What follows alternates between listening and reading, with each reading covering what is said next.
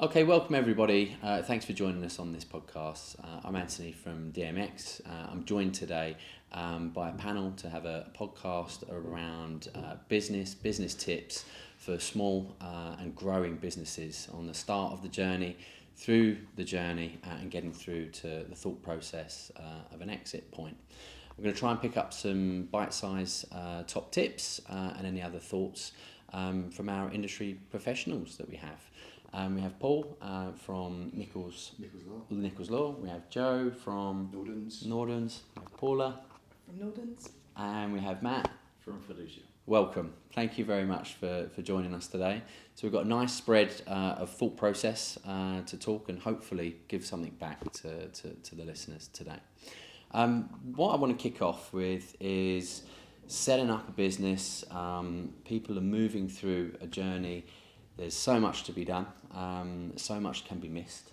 I think, when we talk about legal side of it, when we talk about accountancy, when we talk about advisory and the consulting stuff that you do as well on business transformation, Matt, I think all of that stuff can be quite scary to people, especially when they're moving into it. Some of the things that they might miss, some of the milestones, and some of the pieces that I think ultimately people are unsure and they're putting this away for a rainy day when really I imagine probably not being reactive and actually planning ahead is probably a better way to go around it. So let's kick some things off. Why don't we take the subjects of legal first, and probably not litigation first. I don't think we want to start on that point, but let's talk through some of the points on kind of creating that journey from a legal perspective. Yeah, well, thank you very much for the introduction. Essentially, although you said about litigation, I do approach this from a litigation's perspective. Yeah. And over, say, 20, 25 years, what I've recognised is that most of the problems we get to deal with could have been nipped in the bud if people had taken advice maybe from professionals, their accountants, professional advisors, maybe their lawyers, just to help protect their position.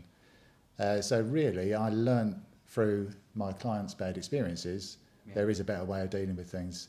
So part of the expo will really be to talk about the actual experiences, rather than just, a lawyer just banging on about the law, which, let's be honest, it really is quite boring.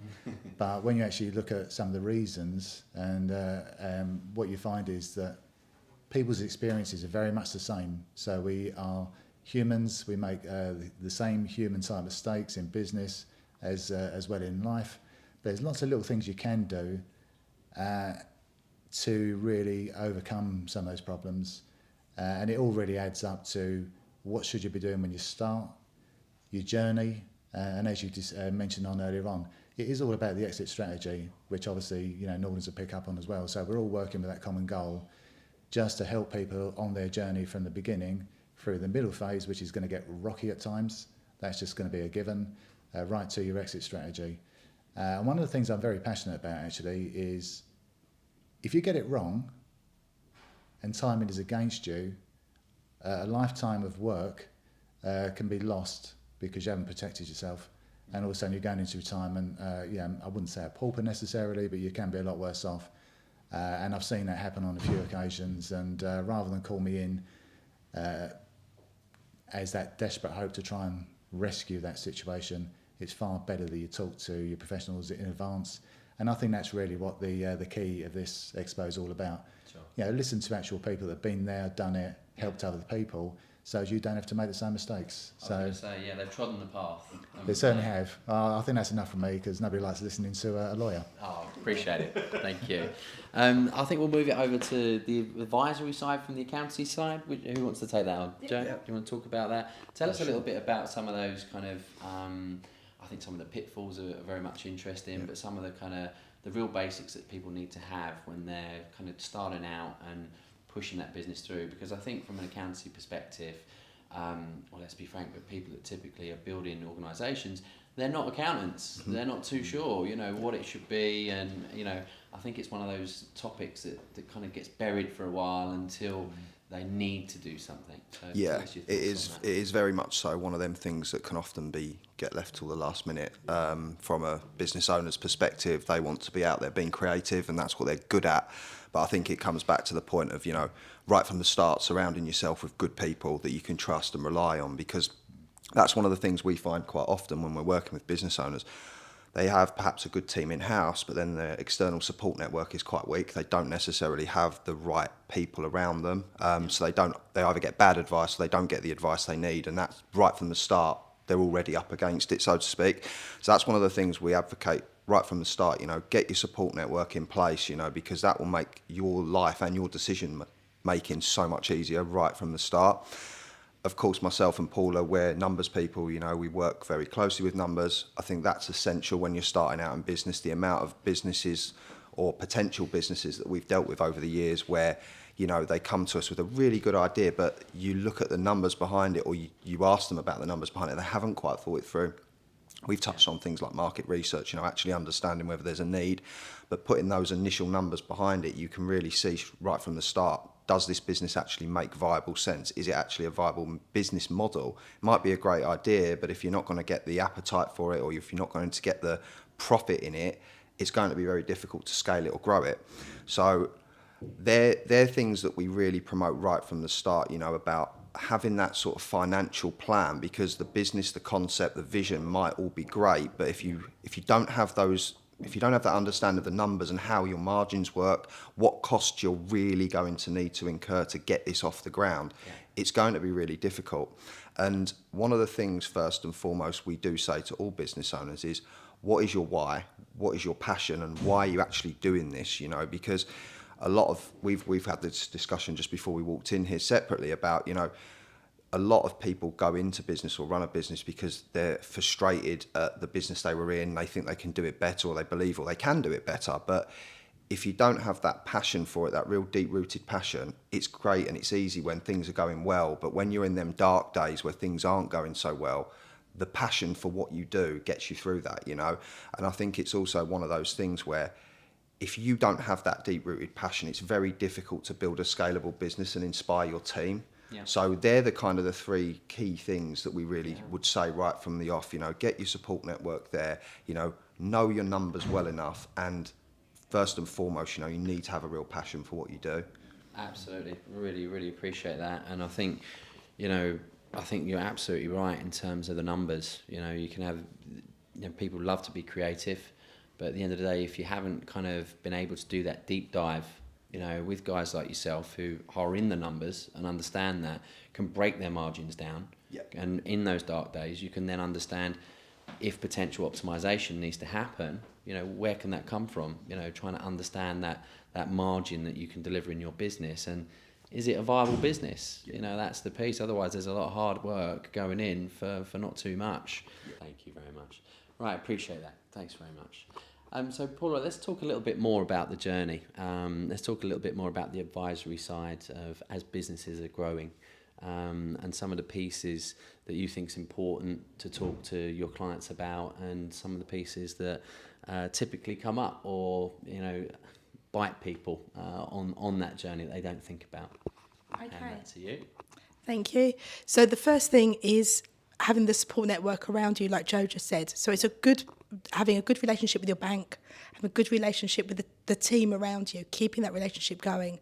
And also it comes down to things like software. So most accountancy now comes with some form of software package. You don't have to do it yourself, people can do it for you, but it's having that control, having that understanding, and being able to understand the numbers behind it to allow you to do that business growth. What we do at Nordens is we talk to people, pull off the reports, and we actually have the actual figures, which allows them to make better business decisions.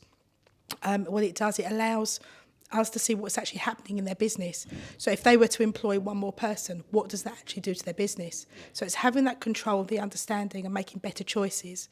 But really, it's based around having a good team around you, making sure that from the off you know what you're doing, and asking questions, using the accountant as an advisor, and that support network. So that's really where it starts. It's right from the start. If you leave it too long, it's very hard to catch up. It's very hard to get that understanding. It's very hard for us to then understand what that business is trying to achieve, what your goal is, personal, business, and everything else. So it really is talking, having conversations, and growing a relationship. Amazing. Well, thanks very much. And I think just to jump on that point as well about the software, I think that's, it's really important. I think some people that might not be tech savvy, let's just say, probably get a little bit concerned about that. But I think actually these days it's quite friendly, the implementation of it, but, allowing you and, your guys to be able to spot trends and, patterns that are emerging in the accounts, because ultimately there could be a negative trend, which needs to be, the earlier it's attacked, the better for the growth of the business, for example, right? So having that kind of buy-in with yourselves is allowing that to kind of to grow, highlight these issues before they come too much of a problem. Yeah. And I know you've got a sore throat, so that's why I thought I'd add that last bit for you. That's all right. Okay, we're going to talk a little bit more about the transformation, having a start-off business, moving forward into, probably gone from a small select of individuals, moving through and building into a more of a structured of an organisation. Matt, tell us about some of your experiences and some of your thoughts about that kind of going on to the next step of that journey. Cool. Is that close enough? Okay, so most businesses start as a one-man band. Primarily. Obviously, they grow as they bring more money in. They think, okay, I'll share a bit more of that money around and bring some employees on board. Then you enter the scale-up stage, which typically you get to about 50 employees. Arguably, some will do it at 25. And go back to something Joe said earlier, something Paula touched on about data and the numbers. Growth doesn't happen on a whim. It happens with making informed decisions based on data. And that's through sales and marketing, that's understanding how that works, what the demographic of the client base for the company, for a specific product. Obviously it can change depending on the product and the area in which you're looking to grow. So being able to, A, collate the data, B, understand the data, and C, use the data to make those informed decisions. Many businesses look to grow too quickly and they fail. Lots of companies will just grow on a whim. I'm earning X amount more than I was when I first began, so therefore I'm going to branch out, I'm going to get myself another office, I'm going to bring in someone else, another employee. But what are they actually bringing to the table? So go back earlier to something that was mentioned about the right people. People are an important part of the business, if not the most important part of the business, more important than the product. In today's world, it's a talented individual that's actually in the workplace as opposed to just one person in accounts that does accounts and they can only do accounts. Can that person do anything else for the business? What other attributes do they have? And as we were saying outside about the talent, the work pool that you have, how do you utilise their skill sets? To get the very best out of them, to deliver outstanding business performance for that company, to deliver the company to the future.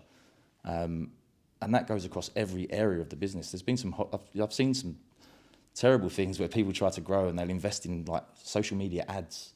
Lots of companies do that. Or social media marketing campaigns. They don't actually know what they're doing it for. They're doing it because everyone else done it. If we go back through COVID, everybody jumped in on LinkedIn. It's like, you must be on LinkedIn, it's the place to be. It's like, okay, so what are you actually going to do with it? How are you going to win more business on there? What are you going to do differently to everybody else? There isn't a great deal for I call them the normal person that sits there and looks at it and goes, it's just a social media platform. If you go on LinkedIn in particular, I hate talking about that program so much, but it's an egotistical world. Everyone talks about what they have and what they can do for you and all the rest of it. No one talks about the right things, the problems. No one says, life's crap right now. I need this. Be a problem solver. That's, typically how you're going to grow a business is by actually being able to solve people's problems to bring in the money to help you grow. Having the right people, understanding the data, that's going to help you grow. Without any of that, you're going nowhere in a hurry, basically. But you'll spend a lot of money on the way by doing that. So I say growth doesn't happen on a whim. It's having the numbers, it's having the right people around you, it's understanding the data that comes in to allow you to make those informed decisions. And so touching on that data, what is the right data? Yeah. You know, understanding that business model, going through the people and saying, okay, I refer to it as vision and purpose. You know, it's a hot, what do they call them? Hot phrases for leadership talks, but vision and purpose are so important, and being able to relay that vision and purpose to the people around you, the ones you're working with, and having them build in on that dream that you had when you first started that business, to say, come along on this journey. And some people will come along on that journey, some people will drop off and they'll go and find another job elsewhere and so forth, and that's fine. But it's, as a person, being able to handle that and being able to say, okay, what's my plan B? You know, if that person leaves, where can I go? And as a business owner, there is no plan B. They don't think about people leaving them because their company's so great, they're not going to go anywhere. Well, that's a lie, and we know that. People move, money talks. Wealth whispers, but, you know, money will talk, people will move. So, yeah, growth, it doesn't happen on a whim. It is all about understanding how you can grow in the most effective way to be successful. Yeah. But at the same time, going back to why you started the business. What does success look like? What does stage 2 of success look like? Stage 3, stage 4, and so on. You get my point. So, yeah, I don't think there's a magic answer for one business owner to say what growth looks like for my company and how I implement that, because there's people involved in that company. You know, what works best for one company won't work best for another, and that's in the same industry, because it comes down to the people that you're working with, that you have around you, the products you have, the price points of those products, but also the pain points of those people you're trying to sell to. Is it answering that question? And if it's not, then it's not time to grow. Yeah. So, yeah. Brilliant. Thank you very much. Well, I really appreciate that. I think some of the points that I'm really picking up on there, certainly from what you mentioned, Joe, and Paul as well, is that it's about, obviously you have that clear vision. I really love that point on there, but substantiating that, you know, asking yourself the difficult questions. Obviously everyone's, you know, hopefully an optimist in terms of what they're trying to do, but having good people around you to give you the right advice, getting to the bottom of the numbers, understanding the data of your own company, you know, is it viable? Is it time to grow? I think that's a fantastic question to ask yourself, you know, because otherwise you're creating, you know, making hires, you're going to end up burning cash. Do you need to make that investment right now, or is there another way to do that? So I think that's a great point that we've picked up on.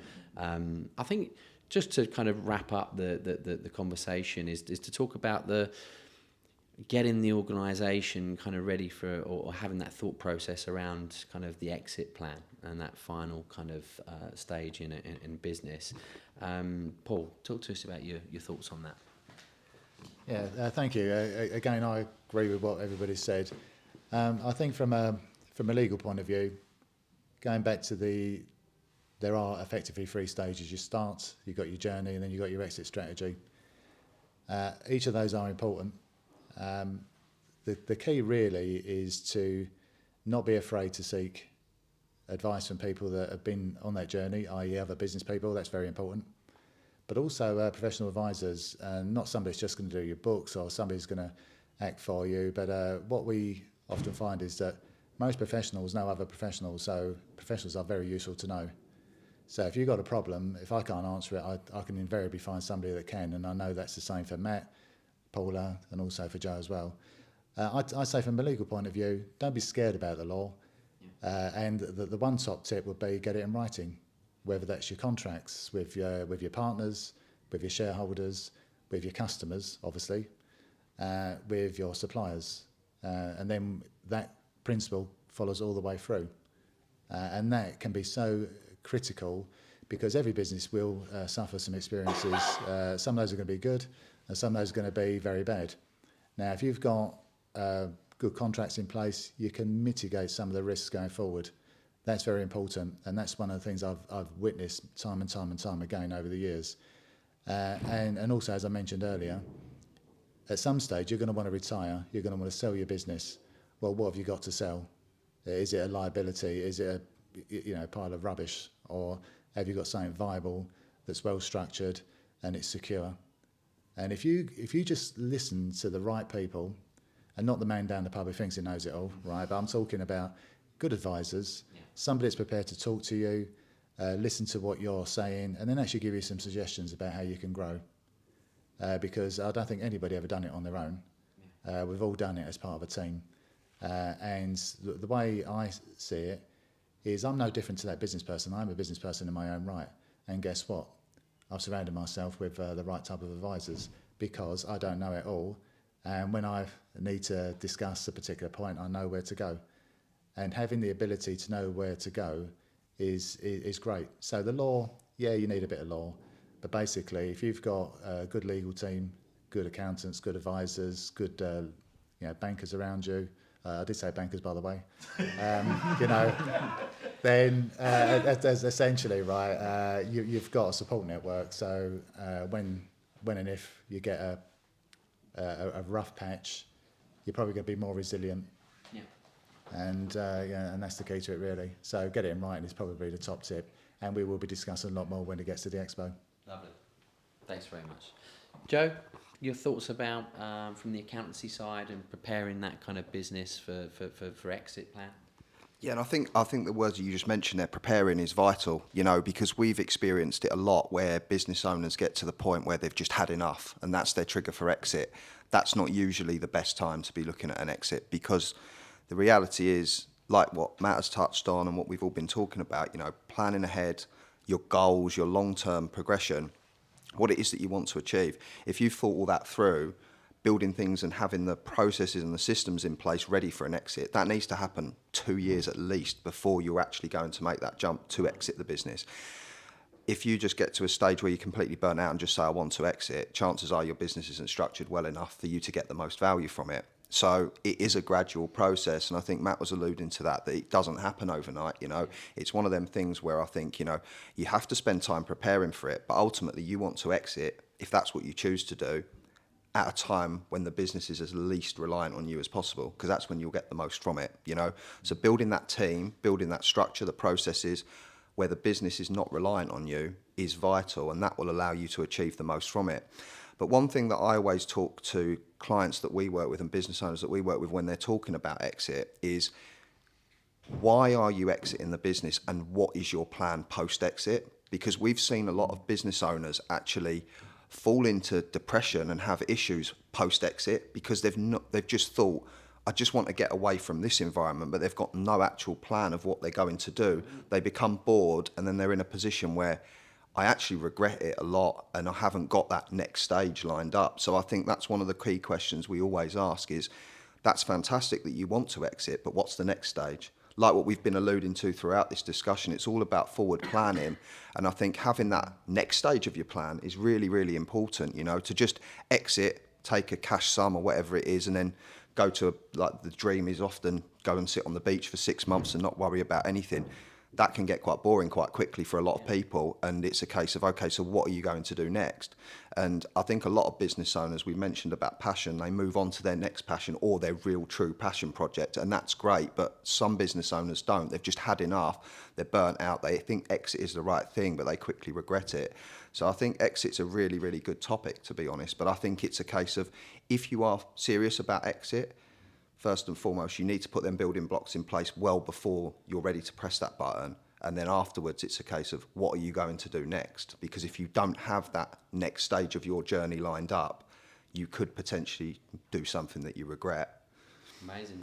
What an amazing insight. And I think that's, such a good point to pick up on, and one that I hadn't thought of at all, which is, when you think about the exit plan from an accountancy perspective, I'm thinking about numbers, I'm thinking about data, and as you rightly say, you need to prepare, right? But then the other side that you've shown into there is you need to prepare for your own mental state as well, because it's obviously going to be a huge life event, I think that's an incredible insight, so thanks very much on that. Paula, try and top that. No, please.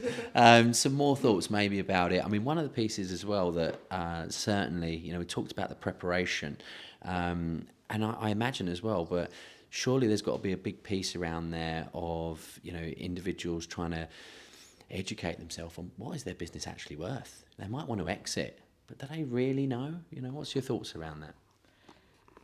Okay, so the one thing I would say is actually to business owners is be kind to yourself. because you don't know everything. You can't know it. It's impossible to know absolutely everything. So by using your advisors and your support network, you will get that information that you need about your business. They'll guide you and support you. You have to obviously fill in the bits, the blanks, and show your passion. But like I was saying earlier, a lot of business owners, when they come to us, the one thing they have in common is it's lonely. It's really lonely being a business owner. They can't talk to their family about it. They don't want to talk to their friends about it. They can't talk to their staff about it. So who do they talk to? So ultimately, they're talking to the professionals that they work with, their advisors, the trusted network that they have around them. And they're the people that will give them that support to reach their goals as well. So it's being kind to yourself and admitting, I can't do everything. Not everything's going perfect. So it's open your mind to the problems that you have. Let people solve them for you. Be aware of what's going on around you as well. And I think by using the information and the knowledge that everyone else has got, when it comes around to that exit plan or the plan B or C or D or whatever it may be, that's where you get the most value from it, because you have that support around you. So it's not just financial, it's not just selling a business. There might be a passion behind the business. There might have been a plan right from day one to build a business and sell it on to your children, grandchildren, whatever it may be. Or you might just find yourself in a position where all of a sudden you're in a position and think, I don't want to do this anymore. Yeah. I want to do something completely randomly different, but this business is financially supporting my dream. So that, and we see that quite a lot. I know myself and Joe work together, but we see quite a lot of people who, in their second business, is completely different. Yeah. Something, a complete different tangent. Yeah. And quite often, it's because someone has said to them, well, what's your dream? What's your passion? And they're realising it as they go along as well. So I think to get the most from a business sale or the most from your business is be kind to yourself. Be kind to those around you as well. Build your team, look after your team, listen to what people are telling you, put the support, the systems and the procedures in place so the business runs without you. Yeah. That way you make yourself more valuable, the business is more valuable, gives you more time to do maybe things that you want to do. If you own a business, you don't necessarily have to work in the business. But it takes time, it takes passion, and it takes a commitment as well. So lovely. Thanks very much. And Matt, last but not least, obviously of a guy that's actually been through the whole process, sold large organisations yourself. Talk to us a little bit about your experiences and on that exit plan and some of your thoughts around it. So going back on what Joe mentioned something there about mental health and leaving a business and basically falling down in mental health when you leave a business. Some people leave a business because of their mental health, and I can say that from personal experience. Say I left a fantastic business because it wasn't good for me individually. Lots of people wouldn't do that. They'd think of the money, but sometimes, as 9 times out of 10 as you get older, you figure out that some things are more important than money, and your health is much more important, especially your mental health. So that's one reason to quit. But I think exiting the business is, we talk at Fiducia a lot about obviously people's personal finances and retirement and stuff like that. And one of the things we talk about at retirement is, like, what does retirement look like for you? And the same said with an exit strategy. What does that look like for you? Having done it myself, finding myself, 34 years old, technically unemployed because I'd sold something, and sitting there thinking, what am I going to do? All my mates are working. I got very good at golf. There's only so much golf you can play. I mean, you talk about beaches you can sit on. Trust me, there's a lot of beaches in the world and you can find one that suits if you're that way inclined. But it's a lonely place, even as a business owner. When you're actually a business owner, it's lonely. It's more lonely when you're not. And you find that, you don't have a sense of purpose. You're sitting there thinking, what can I do? I spent 2 years not knowing what to do. I went back into consulting because I felt I had a duty to help people, not from a financial standpoint, but for monetary reasons for myself, but actually to give something back and help others. I think that's the purpose of mine, really. I think, going back to the exit strategy in sense of understanding, is it the right time to exit? what does that look like for someone taking on that business? You know, it was a passion of yours at some point, but what are they picking up? Are they picking up a business like I think one of you touched on over there about, you know, a viable business to be bought? You know, but what's the next stage for them? You know, you're still selling. You're still, even though you're trying to exit the business, you're selling in the dream to someone that's buying it from you. You know, so then we're into an M&A activity, and it's like, okay, what do they stand to get from this business? Have they seen the potential of this company? Do they actually understand why I'm leaving this company? And do those around me understand it? So is it a personal decision? Is it an age thing? You know, is it, you know, I'm ready to retire? So again, what does that look like? What does retirement look like? Depending on your age, that's sort of one of the biggest questions you're going to ask yourself. So yeah, I think from let's say the legacy side of things, what do you want from that exit strategy? Because as I said earlier, money talks.